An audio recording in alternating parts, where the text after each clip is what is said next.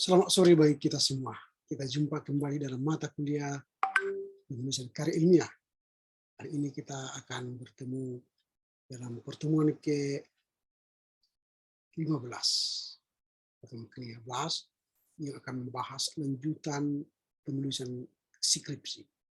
Kiranya dengan lanjutan penulisan skripsi ini kita akan semakin paham bagaimana kelak kita akan menulis skripsi dengan baik. Semoga bisa menolong. Selamat jumpa lagi, selamat siang bagi kita.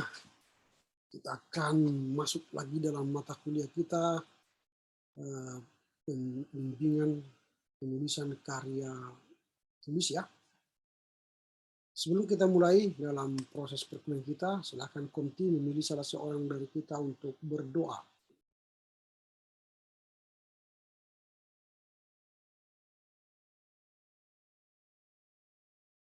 Silakan.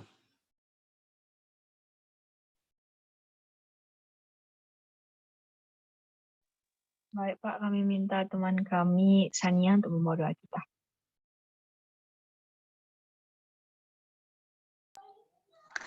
Kita satukan hati kita bersatu di dalam doa. Bapa yang baik, Bapa yang bercinta di dalam kerajaan surga, terima kasih Bapa atas berkat-Mu hari ini, Engkau memberkati kami, hingga pada siang hari ini Engkau masih memberkati kami. Bapa, hari ini kami mau belajar dengan penghasilan Tuhan yang tetap menyertai kami, Bapa. Dalam nama Yesus kami berdoa dan bersyukur, amin. Amin. Oke, terima kasih Sania atas doanya. Semoga sudah semakin sembuh ya, semakin pulih dari sakit penyakitnya. Nah, ada beberapa pengumuman yang hendak saya sampaikan dalam rangka menghadapi ujian akhir semester.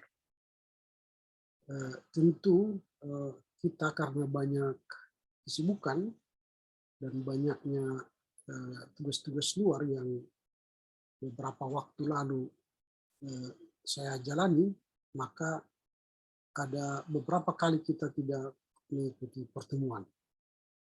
Nah, hari ini saya sampaikan bahwa kita akan tentu mencari kuliah pengganti, tetapi dengan situasi yang menjelang Natal ini, libur Natal, itu kan sesuatu yang agak sulit kita capai atau kita cari. Karenanya saya sudah memberi solusi untuk kita. Hari ini adalah pertemuan yang ke-15. Pertemuan ke-15. Dan pertemuan yang ke-14 saya sudah rekam dan itu akan saya kirimkan sebentar lagi. Nah, topik yang dibahas dalam pertemuan yang ke-14 itu ialah cara menggunakan cara membuat daftar isi secara otomatis. Sebentar lagi akan saya kirim.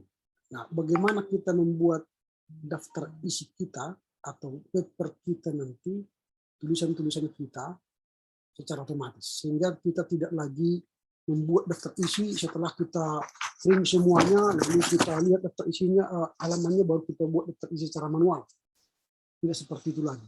Nanti di dalam video rekaman kuliah yang akan sebentar lagi saya kirim, telah saya berikan beberapa tips untuk membuat daftar isi secara otomatis. Itu pertemuan yang ke-14. Lalu hari ini kita masuk pada pertemuan yang ke-15, membahas soal lanjutan tata cara penulisan skripsi minggu yang lalu.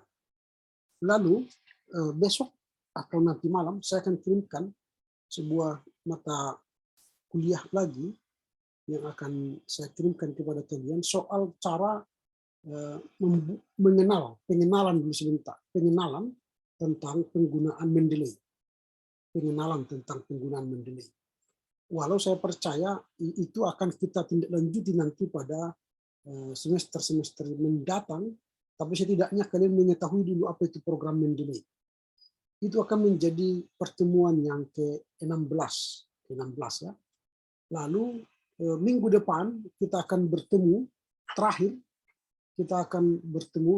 itu pertemuan yang ke-17 dan sekaligus pengumpulan UAS ya, ujian akhir sekolah, ujian akhir semester. Itu menjadi pertemuan yang ke-18. Nah, dengan demikian semua pertemuan kita bisa selesaikan dengan baik tanpa harus mengganggu masa-masa persiapan kalian untuk menghadapi ujian semester. Ya, jadi tetaplah dikerjakan. Nanti ujian semester dari mata kuliah ini ialah kalian membuat paper ilmiah sebagai karya tulis yang akan dikirim ke grup nanti. Jadi formatnya ialah format dari file ialah 2021 underscore nomor underscore nanti UAS kemudian underscore nomor absen underscore nama. Jadi itu nanti apa namanya, kalau saya coba share screen ya untuk kalian buat nanti menjadi format file ya, format file. Jadi nanti dibuatlah 2021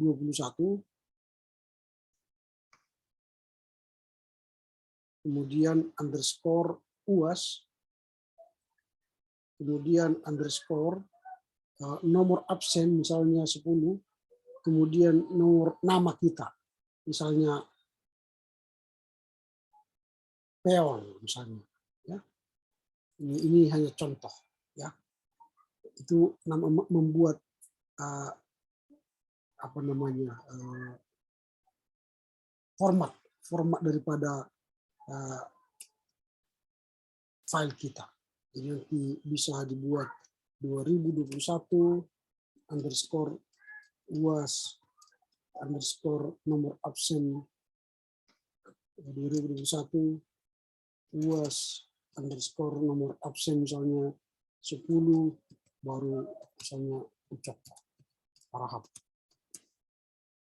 Nah ini contoh filenya ya, ini contoh file untuk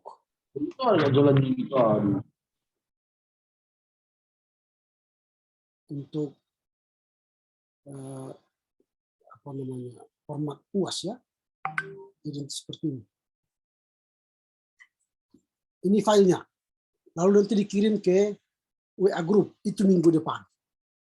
Ya, itu minggu depan.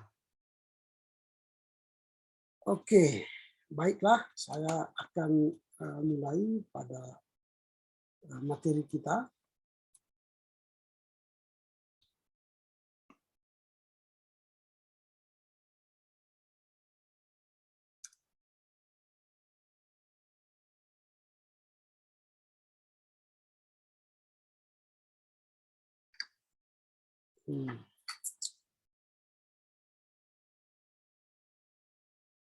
Sebentar saya cek dulu apakah sudah selesai ini.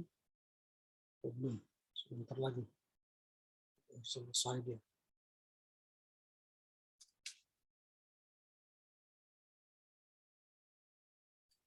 Nantinya akan setelah selesai saya kirimkan ke kita ya. Oke, kita mulai dari lanjutan pembahasan kita minggu yang lalu. Minggu yang lalu kita telah membahas soal penyusunan skripsi, tapi masih pada bab 1. Nah, sekarang kita akan masuk pada pembahasan skripsi lanjutan. Kita akan mulai dari bab 2. Apa yang kita bahas dalam bab 2? Dalam skripsi yang dibahas dalam bab 2 adalah landasan teori. Nah, jadi landasan teori itu adalah menguraikan teori yang menunjang penulisan atau penelitian kita. Atau secara bahasa sederhananya ialah buku-buku yang kita gunakan dalam rangka menyusun skripsi. Lalu dalam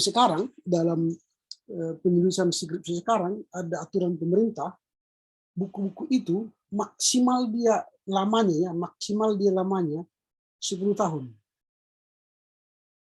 Jadi jangan pakai buku-buku yang lebih dari 20 tahun.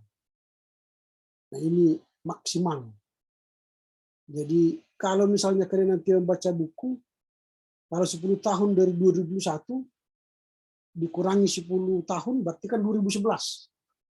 Jadi maksimal dia nanti buku-buku yang kita gunakan itu 2011 atau katakanlah 2010. Inilah buku-buku yang kita gunakan banyak. Kalaupun ada buku 1-2 di bawahnya ya silakan, tapi jangan dominan buku-buku lama. Karena ilmu pengetahuan itu selalu baru, selalu update. Ini buku. Bahkan yang sekarang yang digunakan orang ialah jurnal, artikel jurnal. Ini yang sekarang digunakan orang. Jadi lebih banyak kita menggunakan artikel jurnal, maka semakin baguslah skripsi kita. Ini sekarang yang digunakan ialah artikel jurnal. Jurnal ya. Nah, kalau jurnal pasti update. Dia paling lama tidak sampai 10 tahun. Dia akan ada yang baru. Penemuan-penemuan baru. Itu jurnal. Itulah apa namanya, landasan teori. Di landasan teori itu yang termutakhir. Jadi jangan gunakan yang lama. Mahasiswa sering kan ada lagi yang mengutip tahun 1550. Wah, dia sendiri pun tak hidup lagi. Itu 1500 ya kita sudah kadaluarsa itu. Teori-teori baru sudah banyak keluar sejak tahun 1500 kan. 1800 lagi, 1900 ya udah istilahnya sudah basi itu. Sudah basi. Tapi gunakanlah buku-buku terbaru. Maka rajinlah membeli buku-buku baru supaya ilmu kita terupdate. Itu landasan teori. Lalu setelah itu kita akan masuk ke bab 2, bab 3. Nah, kalau sudah bab 3, bab 2 itu menggunakan buku-buku teori-teori yang kita gunakan dalam rangka menulis skripsi, maka di bab 3 nanti apa yang kita gunakan, teori yang digunakan di bab 2 itu akan kita gunakan di bab 3. Nah, di bab 3 ini apa? Ini bicara metodologi penelitian. Nah, kita akan menggunakan berbagai macam metodologi penelitian. Untuk apa? Untuk mengurai atau menjawab persoalan-persoalan penelitian yang kita ungkapkan di bab 1. Di latar belakang masalah, di rumusan masalah, identifikasi masalah kemarin. Atau kegalauan kita secara akademis. Kita gunakan pisau bedah untuk membedah masalah itu supaya selesai. Nah, jenis penelitian yang dilakukan dapat dikategorikan secara umum menjadi 4 kelompok.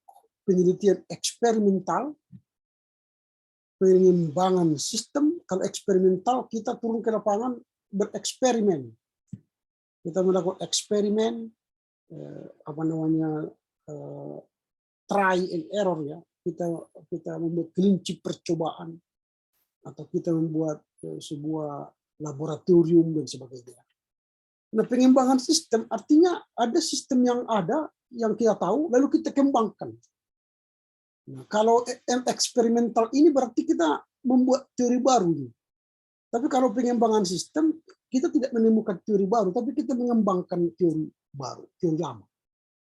Nah, kemudian penelitian tindakan atau action research. Jadi kita melihat lapangannya, kita teliti lapangan, fenomenologi perlu, ada fenomena di lapangan, ada fakta di lapangan, lalu kita kembangkan bagaimana fakta itu supaya semakin maju, berarti kita butuh grounded teori, selain fenomenologi teori, atau studi kasus, itu kalau sudah masuk kepada action research. Lalu kita penelitian penjajakan, explorative research. Ini berarti dia nanti akan mencari teori-teori baru. Berarti dia belum menemukan teori, tapi dia hendak menggunakan sebuah penelitian menghasilkan teori-teori baru. Itu jenis penelitian. Dari 4 ini sebenarnya yang akan kita lihat di sini, ada 3 penelitian yang digunakan metodenya. Yang pertama itu ialah kualitatif. Kualitatif itu berarti kita mencari kebenaran melalui wawancara. Kita mewawancari orang. Maka kita butuh informan. Kita mewawancarai. Yang kita wawancari itu orang-orang yang berkualitas. Dan alat untuk penelitian kualitatif ialah kita, peneliti. Jadi kita yang menjadi alat penelitian. Kita yang menjadi ujung tombak dari penelitian itu. Karena apa? Kita yang mewawancarai.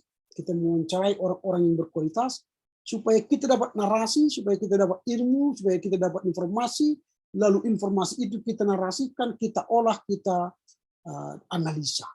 Itu kualitatif. Yang kedua, kuantitatif. Kuantitatif berarti banyak, ya. Kuantitatif berarti cara kita mengumpulkan datanya ialah dengan angket atau dengan kuesioner. Kita membagikan angket banyak. Semakin banyak yang kita wawancarai, yang kita sebar angketnya, maka semakin banyaklah kebenaran. Jadi kalau kualitatif itu semakin dalam kita wawancarai, semakin benar. Kalau kuantitatif itu semakin banyak kita sebar angket atau kuesioner, semakin dapat kebenaran. Jadi kebenaran itu pada kuantitatif ialah jumlah yang banyak. Itulah benar. Tapi kalau di kualitatif bukan jumlahnya banyak, tapi kualitas orang yang kita wawancarai.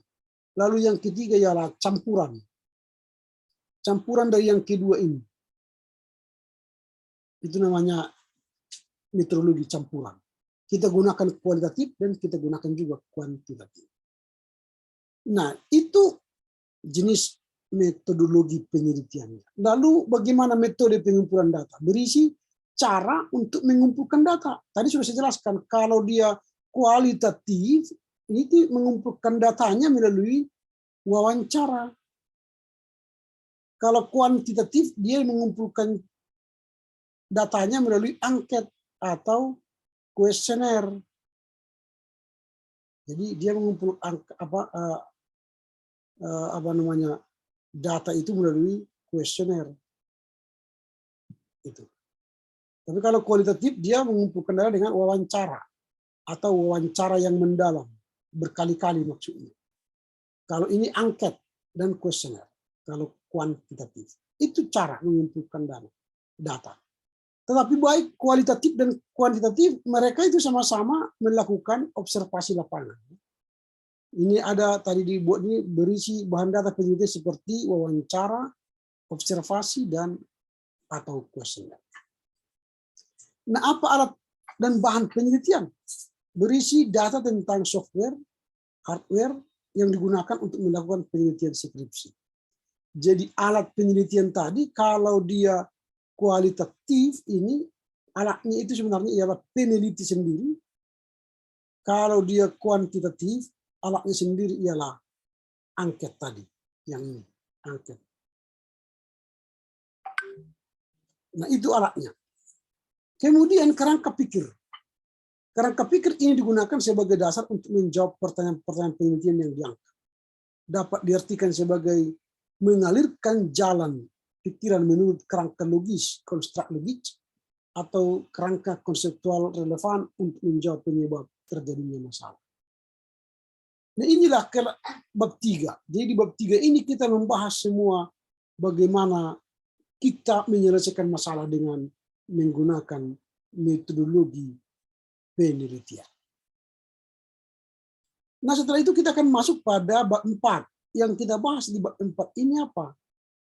Kalau kita sudah membuat penelitian tadi di bab 3, maka di bab 4 itu pembahasan. Karena kita sudah punya data, kita sudah punya informasi, sudah punya banyak sumber, maka di bab 4 kita akan membahas analisa atau membuat sebuah rancangan-rancangan tindak lanjut dari bab 3 itu. Maka kita akan mulai dari gambaran objek penelitian. Nah, kalau nanti kita meneliti di SMP, di SMA, di SD, atau di sekolah, di gereja, ya, di masyarakat, ya itu objek penelitian. Objek penelitian itu bisa perusahaan, bisa instansi swasta, bisa instansi pemerintah, bisa koperasi, bisa penelitian mandiri, dan sebagainya. Kalau kita kan bisa, tadi seperti saya katakan, bisa sekolah, ya, sekolah, bisa sekolah ini ada SD, SMP, sampai SMA, bisa gereja, bisa sekolah minggu, ya, di mana pendidikan agama Kristen dilaksanakan, atau di keluarga. Keluarga itu bisa di rumah. Ini objek kita, objek penelitian kita. Nah, skripsi berupa penelitian mandiri merupakan kajian ilmu pengetahuan atau teknologi di bidang teknik informatika. Bukan di teologi ya.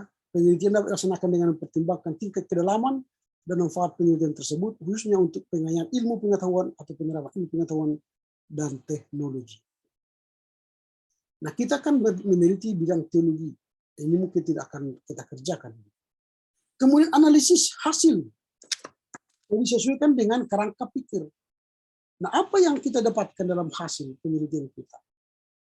Nah, itu akan kita sinkronkan dengan apa yang kita pikirkan tadi di bab 2, kerangka teori. Jadi teori, kerangka teori ataupun kerangka konseptual itu harus terus nyambung ke analisis kita. Karena kita akan menggunakan teori itu menganalisis data kita.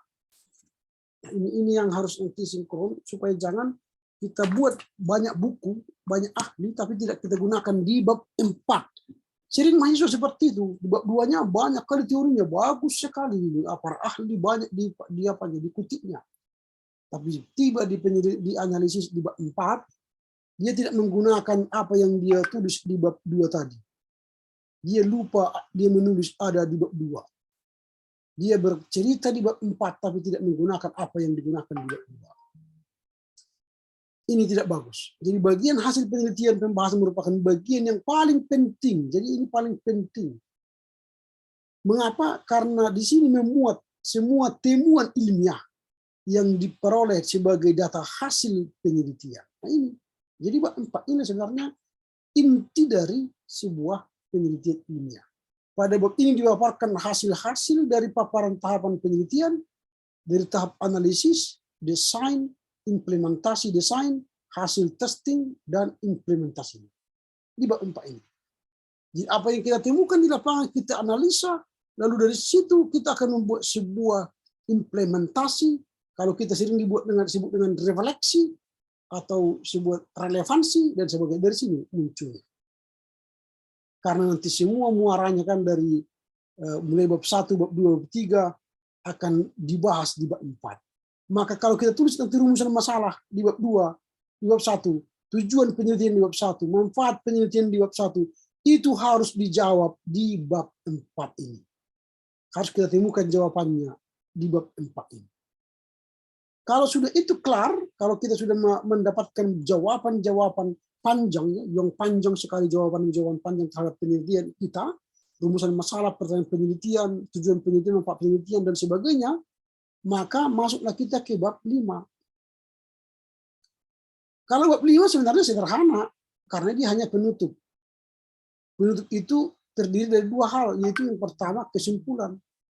Tapi kesimpulan itu hanyalah pernyataan singkat, ya, merupakan pernyataan singkat, jelas, tepat, tentang apa yang diperoleh, memuat keunggulan, kelemahan, dapat dibuktikan, serta terkait langsung dengan rumusan masalah dan tujuan penelitian. Intinya kesimpulan ini adalah jawaban singkat, ya, jawaban singkat atas pertanyaan penelitian kita di bab 1. Kalau di bab 1 kita mengapa, apa alasannya, apa faktornya, itu di bab 1, maka kesimpulannya ialah dari paparan saya tentang penelitian yang berjudul ini, maka kesimpulan saya bahwa A, B, C, D. Jadi dia tidak panjang, dia hanya jawaban singkat. Jadi kesimpulan bukanlah summary, bukanlah apa namanya ringkasan. Sering mahasiswa membuat kesimpulan itu ringkasan. Ringkasan bab 1, ringkasan bab 2, ringkasan bab 3, ringkasan bab 4. Bukan. Kesimpulan bukanlah sebuah ringkasan. Tapi kesimpulan adalah sebuah jawaban singkat, ya, sebuah jawaban singkat atas pertanyaan penelitian kita. Itu. Nah, kemudian saran. Apa itu saran?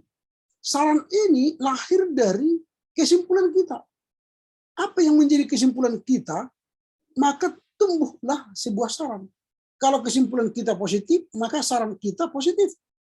Kalau saran kita kesimpulan kita negatif, maka saran kita harus lebih pada positif lagi, supaya mengajak pembaca lebih mencapai positivisme atau mencapai hasil yang lebih baik. Di saran itu memuat berbagai usulan atau pendapat yang sebaiknya dikaitkan oleh penelitian sejenis. Jadi kalau saran ini misalnya saya telah melakukan penelitian kepada topik teologi atau pendidikan agama Kristen di berbasis KKNI misalnya, berbasis multifungsi misalnya, maka penelitian ini telah ada dilakukan oleh si ABCD dan mungkin bisa dikembangkan oleh orang-orang yang setelah saya. Itu namanya kesimpulan atau saran terbuka atau saran yang memberi inspirasi kepada penulis lain melanjutkan penelitian kita. Itu saran. Saran dibuat berdasarkan kelemahan, pengalaman, kesulitan, kesalahan, temuan baru yang belum diteliti, dan berbagai kemungkinan arah penelitian selanjutnya. Jadi saran itu merupakan follow up dari apa yang tidak bisa kita kerjakan kepada penelitian kita. Karena keterbatasan waktu, ya, kita tidak bisa semua menelitinya. Maka di saran itu kita buka kesempatan itu untuk dilakukan oleh orang-orang lain. Inilah saran. Nah, itu bagian kedua dari skripsi. Bagian pertama dari skripsi kemarin saya katakan di bagian awal itu ialah soal cover, ya, soal lembar pengesahan, lembar persetujuan, kata pengantar, daftar isi, itu dulu lembar awal. Baru bagian yang kedua dari skripsi ialah bagian utama, yaitu pendahuluan, baru tinjauan pustaka, baru metodologi penelitian, 4 ialah analisa dan 5 kesimpulan. Dan terakhir dari skripsi ialah bagian akhir. Apa bagian akhir dari sebuah skripsi? Bagian akhir dari sebuah skripsi ialah daftar pustaka. Daftar pustaka, kemudian lampiran-lampiran. Kalau daftar pustaka itu, kita kan sudah belajar kemarin cara membuat daftar pustaka, kemudian habis itu nanti ada lampiran. Ini bagian dari bagian akhir, lampiran. Lampiran itu biasanya kalau kita misalnya melakukan wawancara, daftar wawancara kita. Kalau angket, daftar angket kita. Siapa-siapa saja yang kita, apa saja yang pertanyaan kita kepada orang. Kalau daftar pustaka itu adalah bagian dari referensi kita yang kita gunakan, yang disusun berdasarkan buku, berdasarkan kamus, berdasarkan jurnal, berdasarkan apalagi majalah dan artikel-artikel. Jadi kita harus urai itu satu persatu dari bagaimana kita mendapatkan informasi dalam skripsi itu, dari buku, dari jurnal, artikel, ya, dari majalah, atau bisa sekarang dari YouTube atau dari sumber-sumber internet lainnya. Itulah daftar pustaka kita susun berdasarkan urutannya. Jadi contoh, ini kan ada contoh penyusunan daftar pustaka dari internet, contoh penyusunan daftar pustaka dari satu pengarang, kalau bersumber dari jurnal, nah ini bagaimana cara menulis daftar pustakanya sudah ada di sini, kita tuliskan. Oke, sampai di sini dulu. Kira-kira ada pertanyaan dulu sampai di sini. Silakan. Ini bagian lanjutan dari pembahasan kita minggu yang lalu dari penulisan skripsi, ya. Skripsi itu ditulis dalam 3 bagian, awal, yang utama, dan akhir. Yang awal kemarin sudah kita coba bahas, dan sekarang kita membahas yang utama bagian yang kedua, yaitu mulai dari tinjauan pustaka, kemudian metodologi penelitian, kemudian pembahasan bab 4, baru kelima kesimpulan dan saran. Baru bagian akhir ialah daftar pustaka dan lampiran. Jadi secara umum kita sudah mengetahui apa saja yang harus kita kerjakan saat kita melakukan penulisan skripsi kelak di semester 8. Dan di semester 7 kita nanti bisa jumpa lagi dalam rangka penulisan, bimbingan penulisan proposal skripsi.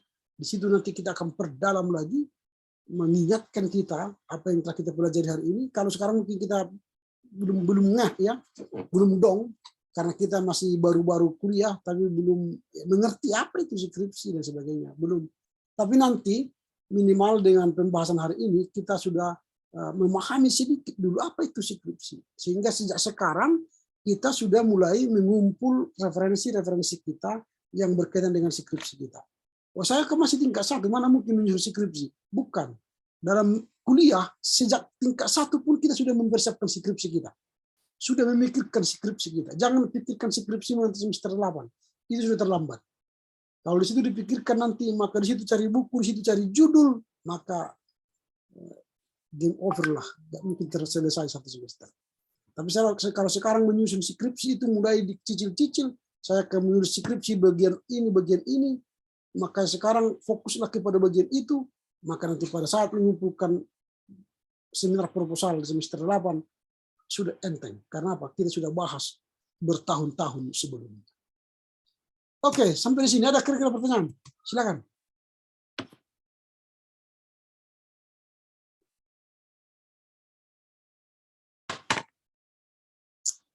Ada? Bagaimana, Erwin? Ada pertanyaanmu?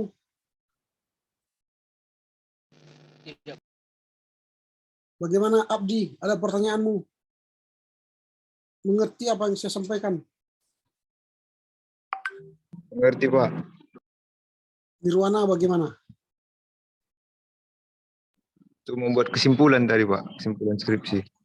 Oke, kesimpulan saya katakan bukanlah ringkasan. Jadi Ringkasan, jangan, Pak. ya bagaimana? Silakan. Silakan, Abdi. Wah, dia keluar ya. Silakan, Abdi. Oh, masih di sini. Apa yang hendak kamu tanya di kesimpulan tadi? Tadi membahas ringkasan skripsi, Pak. Kesimpulan bukanlah ringkasan. Kesimpulan bukan ringkasan skripsi. Kesimpulan adalah pernyataan singkat, jelas, tegas. Atau bahasa sederhana adalah jawaban singkat dari pertanyaan penelitian kita. Misalnya contoh, kalau kita bertanya, contoh kita buat skripsi kita, upaya gereja menghadapi era digital atau era industri 4.0 dan era masyarakat 5.0. Pertanyaan kita di bab 1 ya, mengapa gereja belum berupaya menghadapi era industri 4.0 atau era masyarakat 5.0? Apa faktor-faktor gereja tidak melakukan menghadapi upaya itu? Tidak berupaya menghadapi era industri 4.0. Lalu apa yang harus kita lakukan? Itu misalnya contoh pertanyaan penelitian kita di bab 1.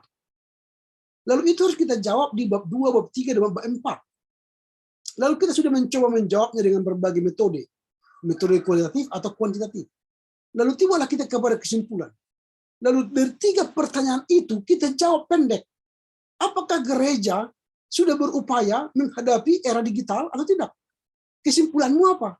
Setelah penelitian.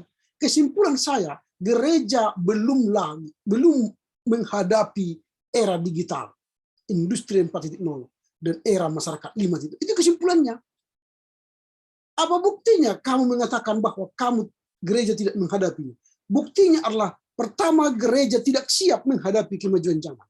Gereja tidak pernah mensosialisasikan era industri 4.0. Khotbah pendeta tidak pernah menyampaikan apa itu masyarakat 5.0 atau era industri 5.0. Atau gereja tidak memiliki alat-alat modern di pelayanannya. Gereja masih menggunakan manual, masih menggunakan Alkitab manual. Padahal sekarang sudah ada Alkitab elektronik. Sudah ada agenda kita masih manual. Seharusnya sudah ada agenda elektronik. Orang mau agenda tidak perlu lagi bawa agenda. Sudah harus disediakan di handphone. Sekarang kita belum siap. Gereja selalu membawa almanak. Sekarang sudah zaman digital. Mengapa tidak dibuat digital? Almanak digital. Ini. Jadi gereja belum siap. Maka kesimpulannya, gereja belum berupaya menghadapi era industri 4.0 dan masyarakat 5.0.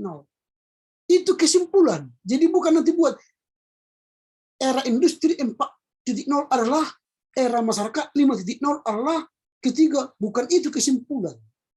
Jadi kesimpulan bukanlah summary, bukanlah ringkasan. Kesimpulan adalah apa yang kamu simpulkan dari 3 pertanyaan penelitian tadi. Begitu ya, Abdi, sendiri. Jadi jangan buat ringkasan.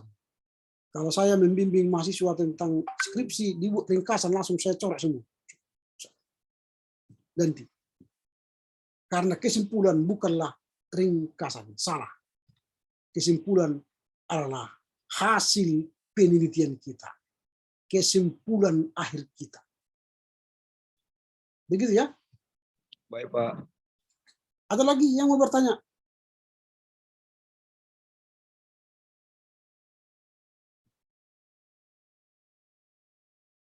Sudah cukup jelaskah atau sama sekali tidak mengerti? Jadi kan bisa saja tidak mengerti. Iya, tapi pura-pura mengerti kan. Pilih yang mana? Mudah-mudahan sudah mengerti ya.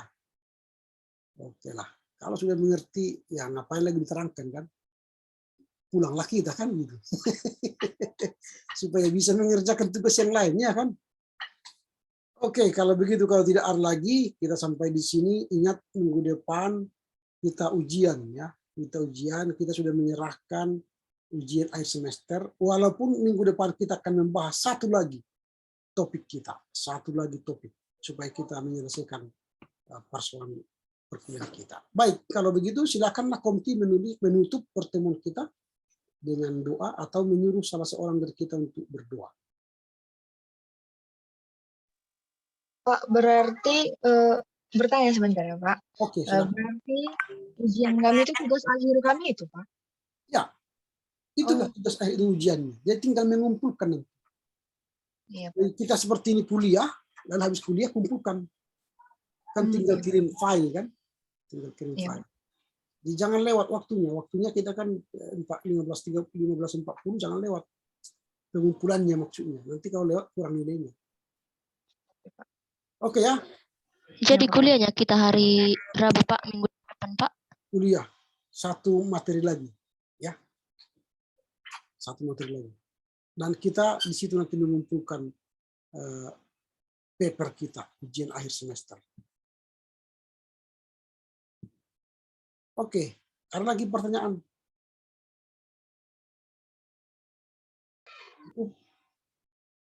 Ini sekarang saya kirimkan dulu pembahasan tentang bagaimana cara membuat daftar isi secara otomatis ya. Nanti silakan ditonton. Ini materi kita yang pertemuan ke-14. Oke, silakan Komti memilih salah seorang dari kita untuk berdoa. Baik, Pak. Terima kasih. Kami minta teman kami Trivin untuk membawa doa kita.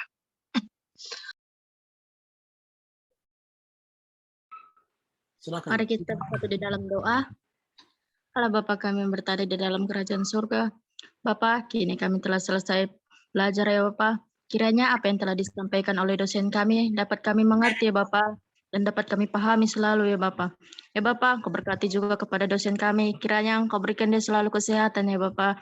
Dan Engkau berikan dia juga kesabaran dalam membimbing kami ya Bapa. Hanya inilah doa Anakmu yang kurang sempurna. Kiranya Engkau yang menyempurnakannya selalu. Amin. Amin. Oke, terima kasih Sahogele, Trivin. Kita jumpa minggu depan. Tuhan memberkati. Waras menjua-jua, Yakobu. Horas, Pak. Horas, Pak. Terima kasih, Pak. Oras, Pak.